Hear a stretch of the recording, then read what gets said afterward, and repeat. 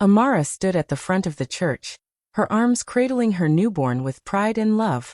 The choir sang softly, and the pastor smiled as he prepared to bless the baby. For a brief moment, Amara felt at peace, until Madame Ebel, her mother-in-law, leaned close and whispered coldly, "This is not my son's child." The words sliced through her heart like a blade. Amara froze, her smile fading as the whisper spread like wildfire through the congregation.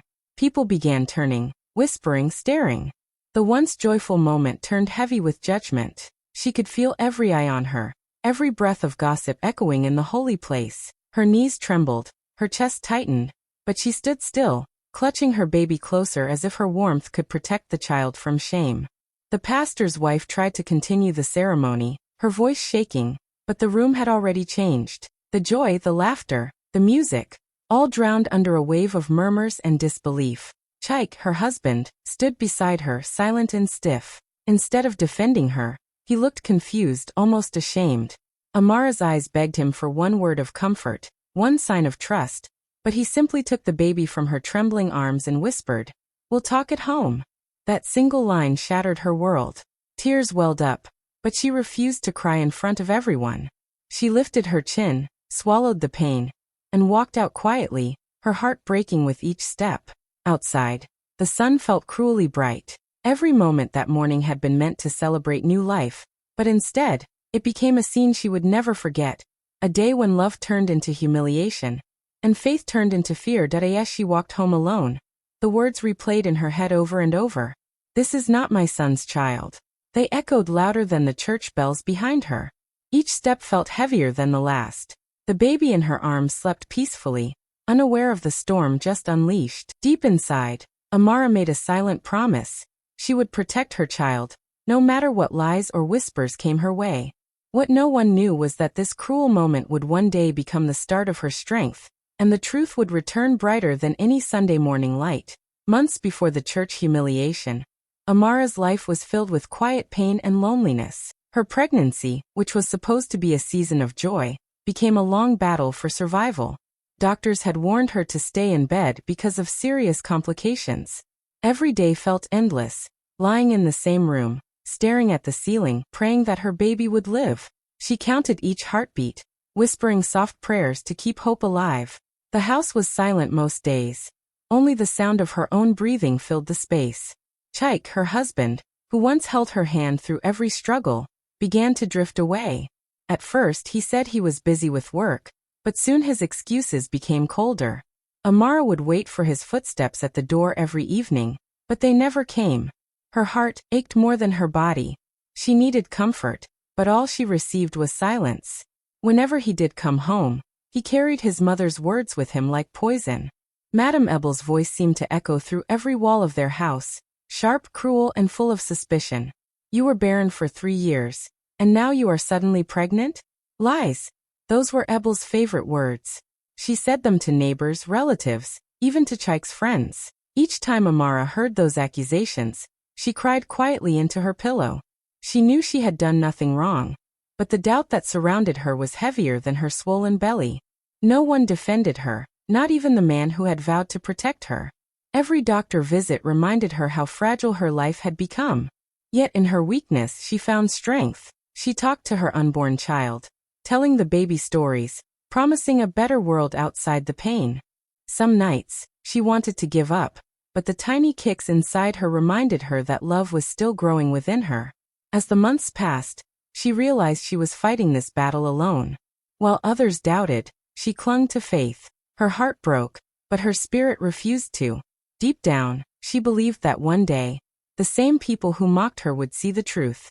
What she didn't know then was that this storm would only make her stronger, and that her child would become the light that exposed every lie whispered against her name. After the whisper spread through the church, a strange silence filled the air before the murmurs began.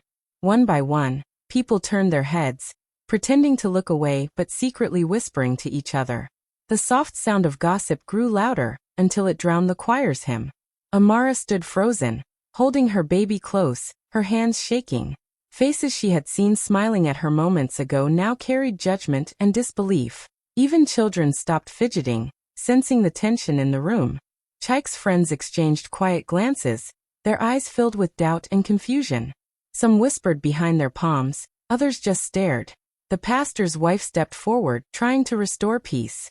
She smiled nervously, urging everyone to continue the dedication. But her trembling voice couldn't stop the whispers that had already taken over. The moment that was meant to celebrate new life had turned into a public trial. Amara felt her legs weaken as shame and fear mixed inside her. She looked at her husband, hoping for one word of defense, one gesture of love to silence the cruel talk. But Chaik's face was cold, his eyes avoiding hers. Without saying a word, he reached out and took the baby from her arms. The warmth of her child left her hands, and her heart sank. When he whispered, "We'll talk at home," it sounded less like a promise and more like a punishment. Gasps filled the air. People stepped aside as Chaik turned away, holding the baby as if Amara were a stranger. Tears filled her eyes, but she refused to let them fall. She could feel Madame Ebel's victorious stare burning into her skin, proud of the chaos she had caused. The pastor's wife tried to place a hand on Amara's shoulder, but she gently pulled away. Her voice was gone, her body trembling, yet she stood tall, refusing to collapse in front of them. As she walked toward the exit, whispers followed her like shadows. Every step echoed through the silent hall, every face judging her. Once outside, the cool air hit her face, and she finally let a single tear fall. The church bells rang in the distance, but they no longer sounded holy. They felt like a cruel reminder that faith could break hearts too. And that day, hers broke completely. Back home, the silence between Amara and Chaik was colder than the night air. She stood by the doorway, hoping he would look at her, say something, anything, but his eyes stayed fixed on the wall. The home that once held laughter now felt like a stranger's house. Her heart pounded as Madame Ebel's loud voice filled the room. She threw herself onto the sofa, pretending to weep loudly. "You've shamed this family. I warned my son not to marry you," she cried, her voice sharp and cruel. Each word felt like a slap across Amara's face. Chaik sat quietly, refusing to meet her eyes. The same man who once promised to stand beside her through every storm now acted as if she were invisible. Amara tried to explain, her voice trembling. "Chaik, please, you know me. You know this child is ours." But he didn't answer. He just stood up, picked up his phone and walked away. Madame Ebel followed him, whispering poison into his ears, her fake tears turning into a satisfied smirk whenever Amara looked away. The baby cried softly, as if sensing the chaos. Amara gently rocked the child in her arms, whispering soothing words even as her own tears fell. Hours passed, and the house grew darker. Finally, Chaik returned, his voice cold and distant. "You can't stay here tonight," he said. Those words shattered her completely. She begged him to listen, to believe her, but he turned away again. Madame Ebel clapped her hands dramatically, shouting, "Go back to whoever gave you that child." Amara packed a few baby clothes into a small bag, her hands shaking. She wrapped her child in a blanket, and took one last look around the house. The walls that once echoed with love now looked empty and cruel.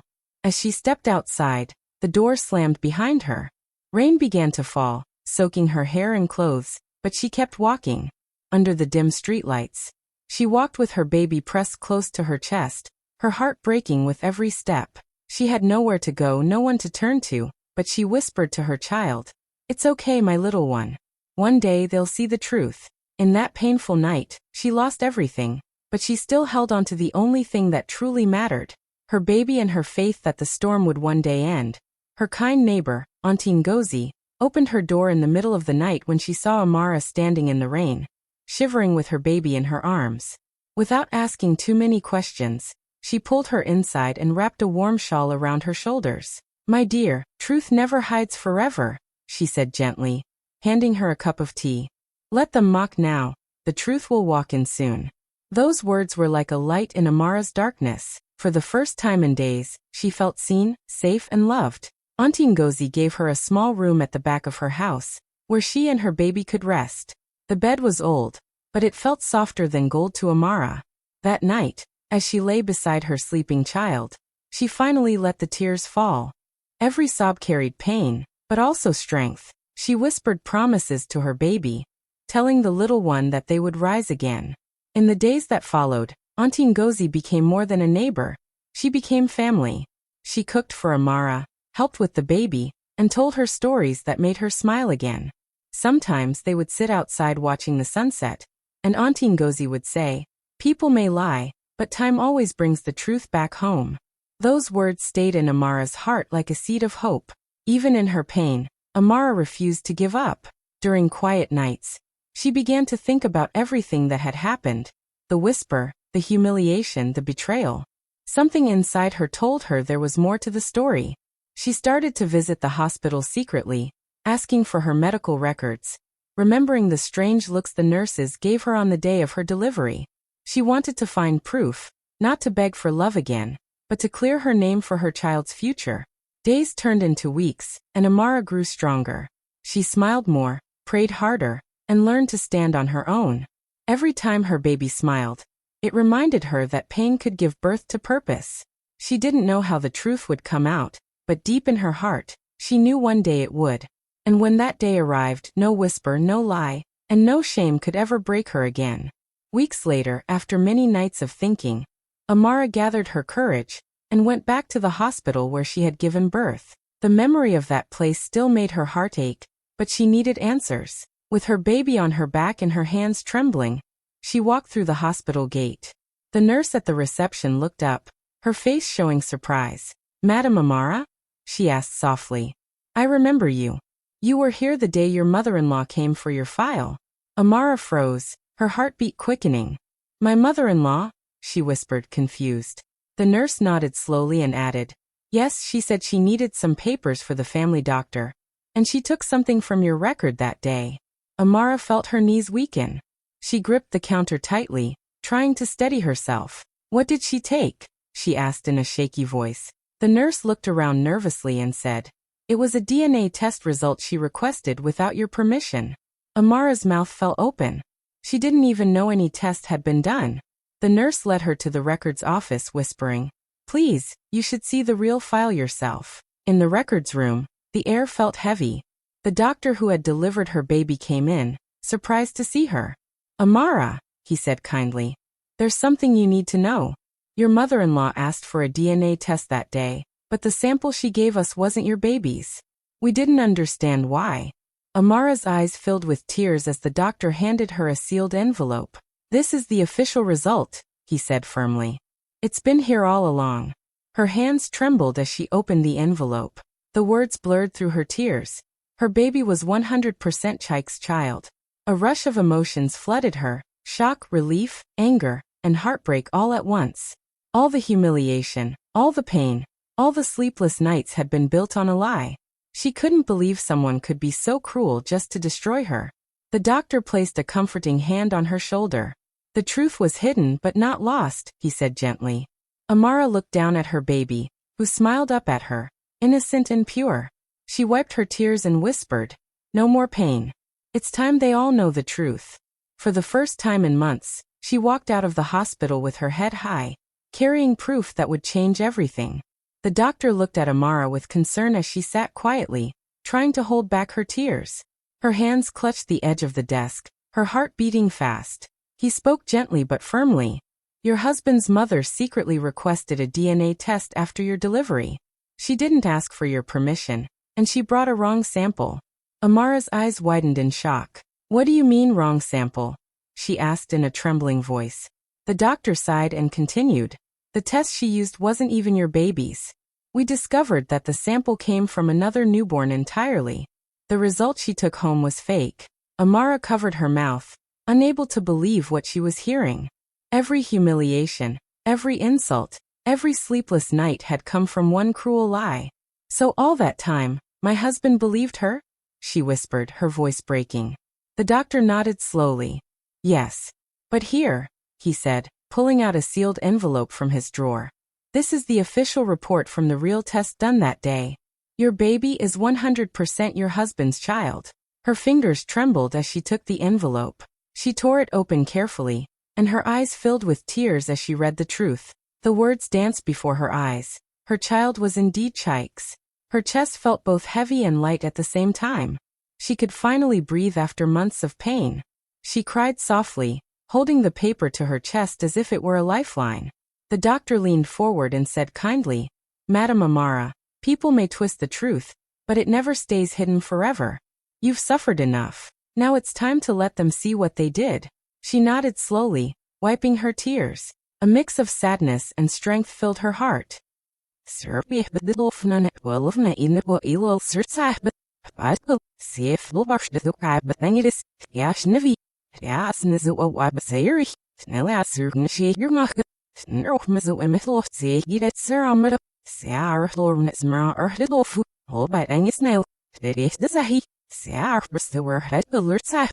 Now we're very said the he'll fast this net. Well, of it, and our boy Simmy, her side with this nurse dish. Archer chopper, mach groups out, snilf and this barometer, and I get a murm bargain, and as you gallery in the master were, they be over firing in earth, there may show and value. Hurry, he's no we're very funded all this in the filer, but I'll let out at least. Hurting it, though it's so safe, so by madame. Smar or nail of seeking it's a rebaber. Sned if mach elk, the nar for the ear scowish. Math sit that her haben the dish. Nurse the reheases gosh the line no footski were such do hope ich mason. Her will off the nurse that. And I get it art serve so. And it look but there's not isha. Thirst der with nursen.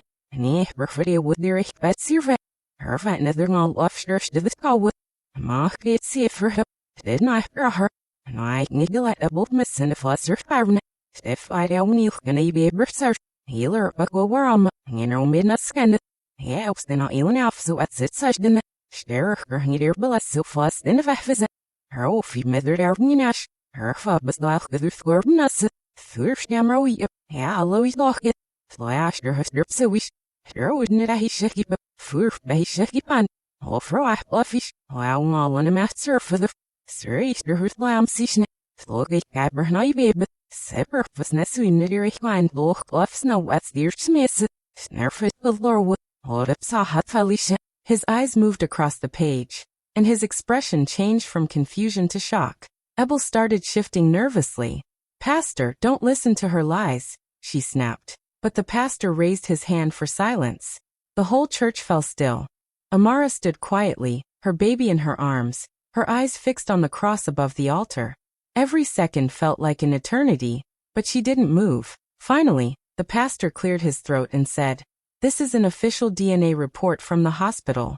It confirms that baby Chisholm is the biological child of Mr. and Mrs. Chaik Okafor." The entire congregation gasped. Some covered their mouths. Others turned to stare at Madame Ebel in disbelief. Amara's eyes filled with tears, not of pain but of peace. For the first time, truth had spoken louder than any whisper. The pastor's voice echoed through the silent church as he read from the paper in his hands. "This is the official DNA result," he said clearly, pausing for a moment before continuing. "Baby Chisholm is the biological child of Mr. and Mrs. Chaik Okafor." For a second no one moved. Then a wave of gasps and murmurs swept across the congregation. People turned their heads toward Amara, their faces filled with shock and guilt. The same mouths that had whispered lies now hung open in disbelief. Madame Ebel froze where she stood, her confident smile disappearing. Her hands shook as she tried to speak, but no words came out. Chaik sat frozen, his eyes darting from the pastor to Amara, then to the baby. The sound of shame filled the room.